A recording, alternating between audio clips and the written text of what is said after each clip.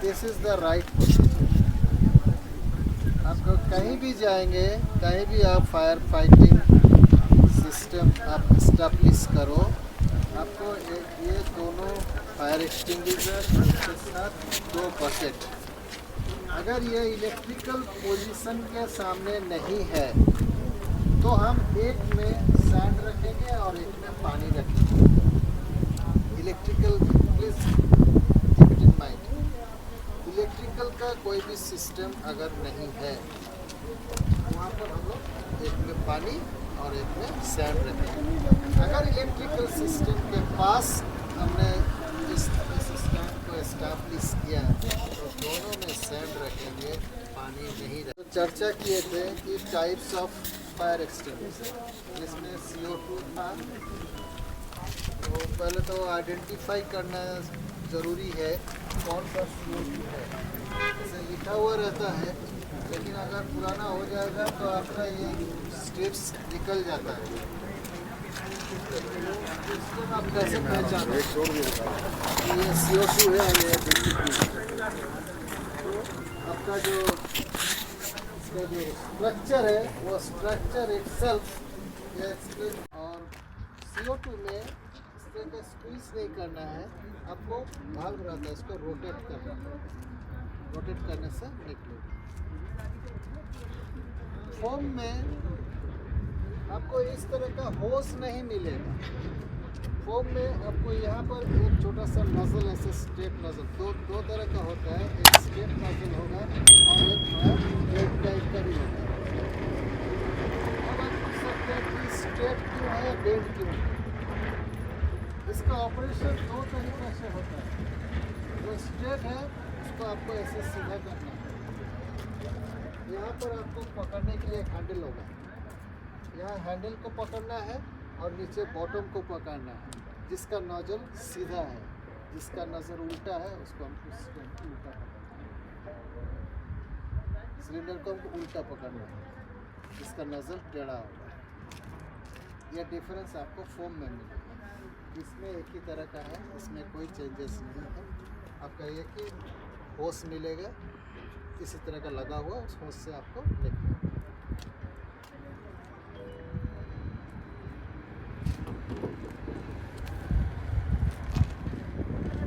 ये है आपका प्रेशर गेज, ये आपका प्रेशर गेज। प्रेशर गेज में देखिए आपका मार्किंग किया हुआ है, दोनों साइड में रेड और सेंटर में ग्रीन। जब तक ये मिडिल ग्रीन में है, इसका मतलब ये सिलेंडर ऑपरेशनल है। आपको देख के ही पता चलेगा ऑपरेशनल है कि नहीं है। अगर किसी एक साइड में रेड में है तो ये ऑपरेशनल नहीं है। क्लियर?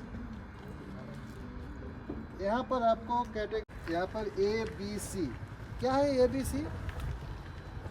यहाँ देखिए लिखा हुआ है ना ABC, है ना, class of fire.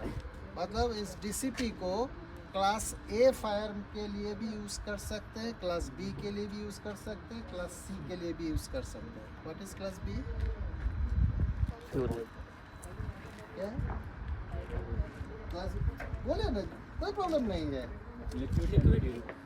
Liquid and gaseous, इस क्लास B, उसके लिए भी हम इसको यूज़ कर सकते हैं।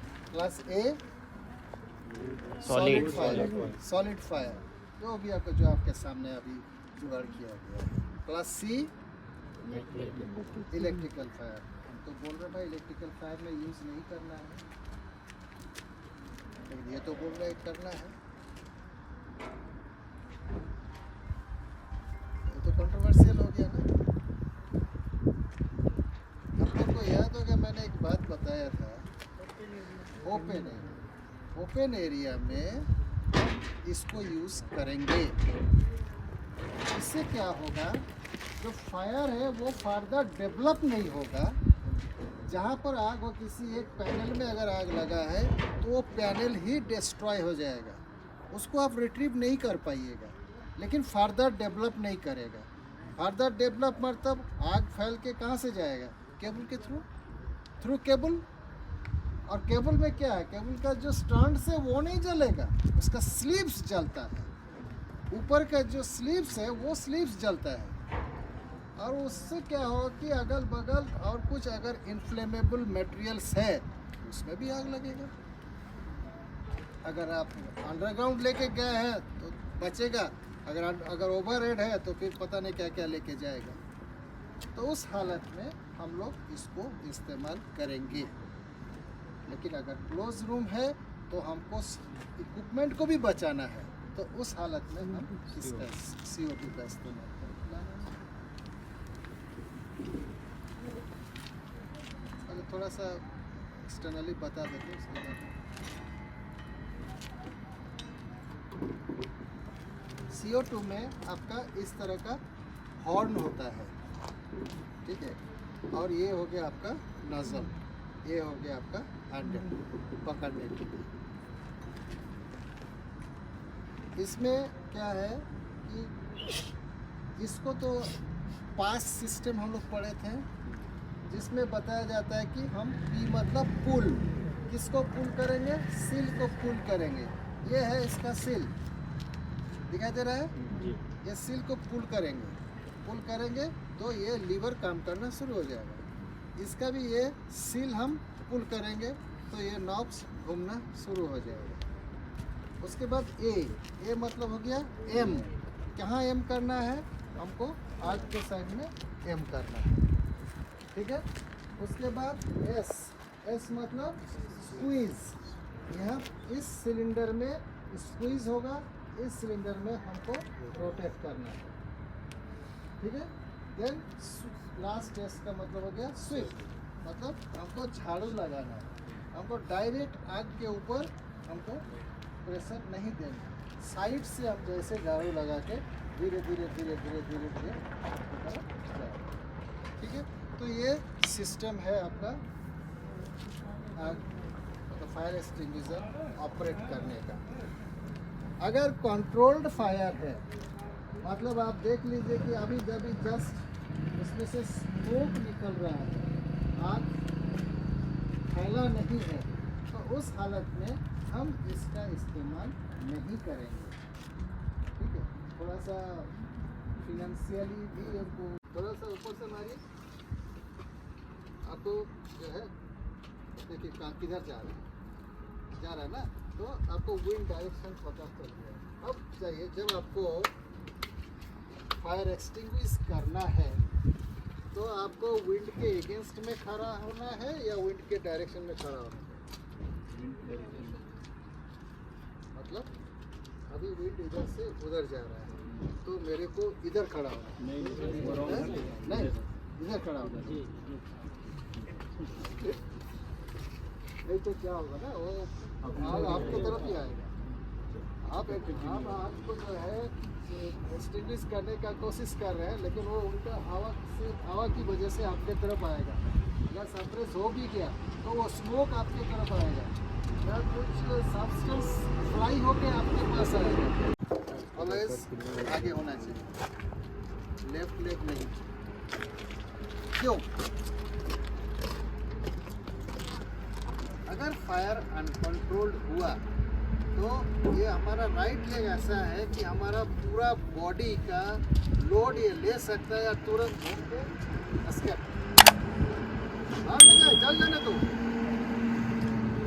जल जाने दो, लेकिन यू सेव योरसेल्फ। थोड़ा सा ध्यान दीजिएगा। और लास्ट, यहाँ फायर हुआ है, एक्सटिंग्विशर मेरा वहाँ पड़ा हुआ है, तो अब मुझे कैरी करना है। ऐसा भी सिचुएशन आ सकता है, मुझे कैरी करना है, एक्सटिंग्विशर को कैरी करना है। इसमें भी बहुत सारे एक्सीडेंट हुआ है, गलत तरीका से कैरी करने की वजह से लोग ट्रिप एंड फॉल हुआ है। मतलब पैर लगा और सामने एक्सटिंग्विशर ले दे के गिरा। स्लिप एंड फॉल नहीं होता इसमें ट्रिप एंड फॉल होता है।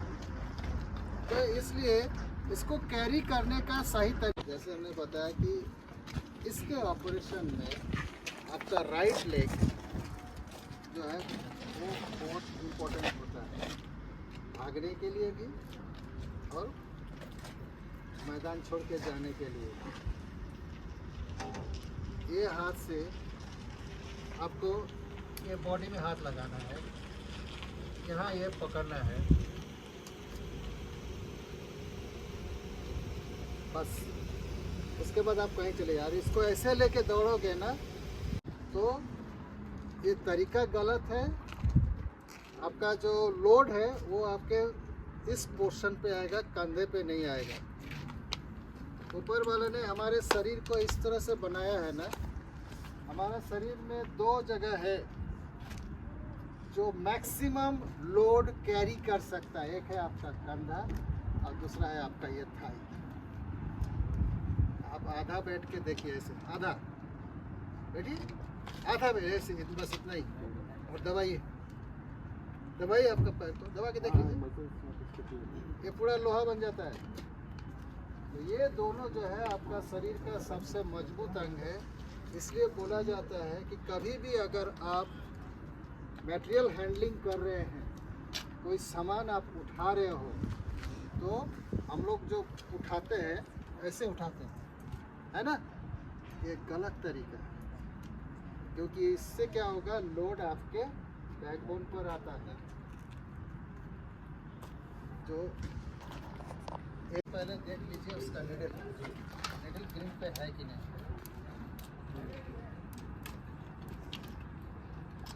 क्या नहीं मार, हाँ बिल्कुल आपसे नहीं मार, ठीक है। अभी आप स्लो छोड़िए,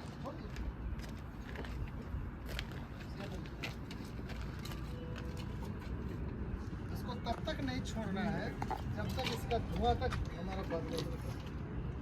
क्योंकि क्या होता है ना, अंदर में हीट रहने से तो थोड़ा देर बाद फिर सुलग जाएगा।